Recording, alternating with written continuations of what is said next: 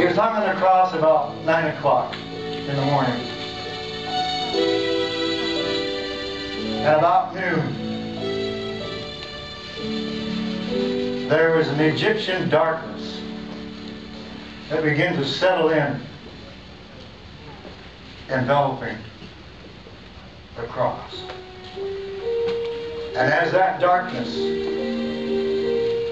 moved in, how do you draw darkness? You don't see anything. By faith, this is just inky darkness. And in that Egyptian darkness, curses and revilings all stopped in the middle of a half sentence, and all thought that the hour of God's judgment had come.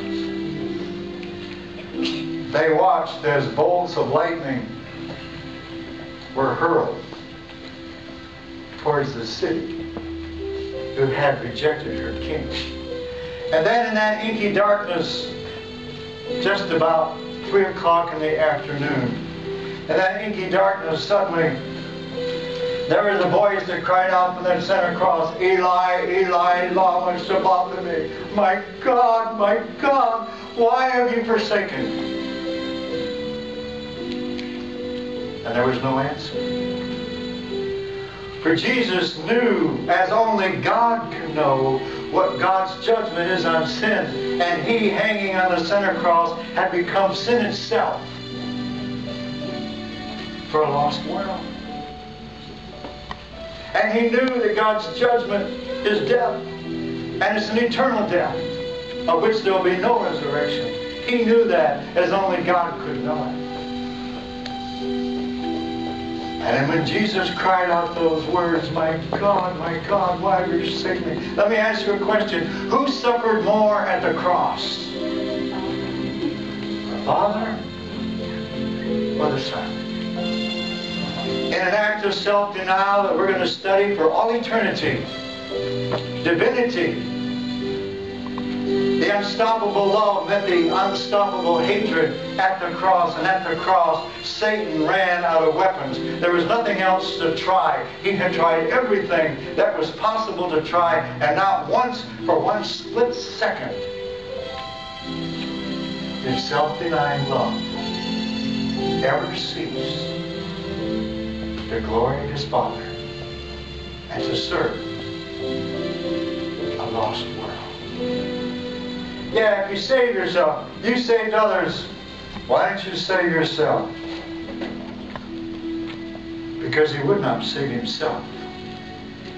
There's a redemption plan for planet Earth.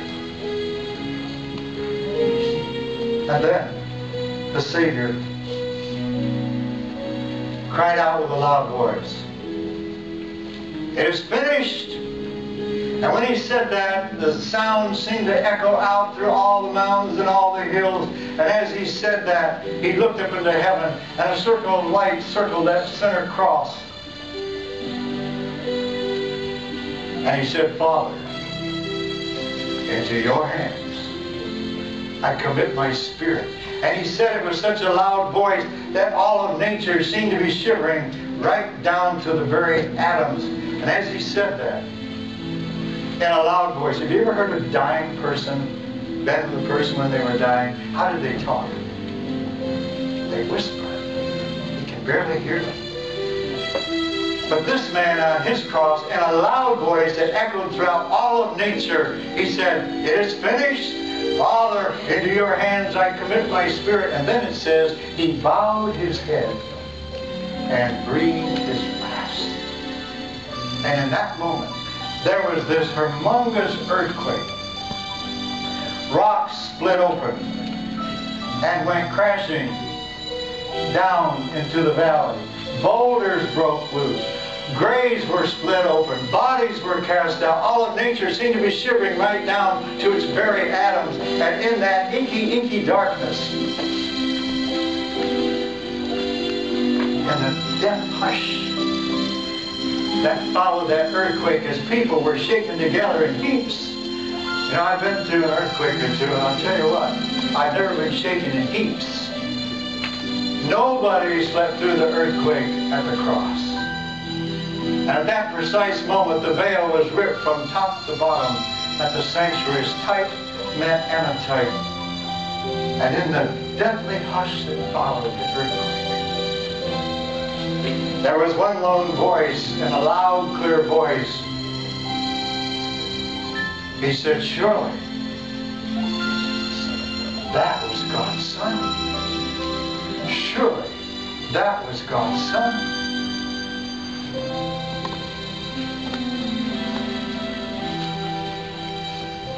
The stars recognized his birth as it guided the people of Islam to the foot of the cross, to the manger. The angels recognized his birth when they sang the song on Bethlehem's plain. The ocean recognized his voice when he said, peace be still. The dead heard his voice and responded at Lazarus' grave.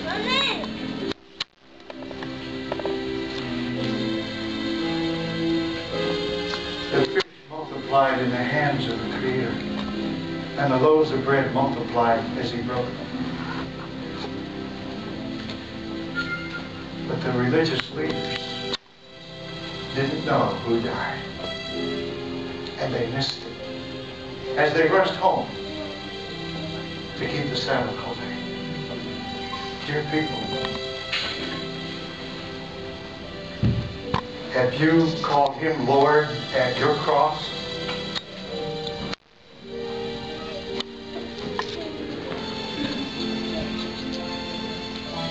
Jesus said, if anyone will come after me, let him deny himself and take up his cross and follow me.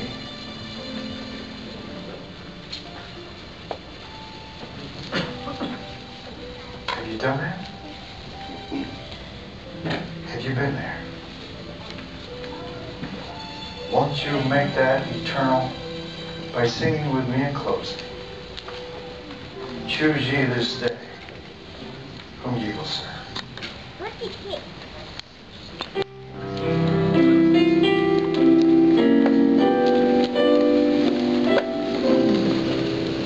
Choose ye this day whom ye will serve.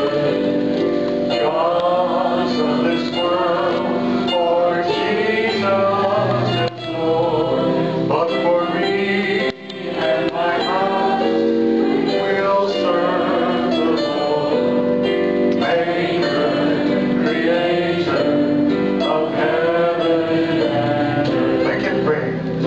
We will serve the Lord.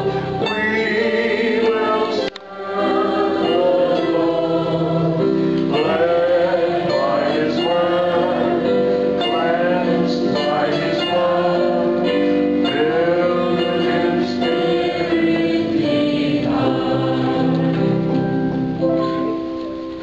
Eternal Father, right with your creative energy through your Holy Spirit, that law in our hearts, that the world could know that He lives in my heart today. And may His self-denial be clearly visible, that even the heathen will acknowledge we're children of God. Bless us in that creative experience is our prayer in Jesus' name, and all God's people said. Amen.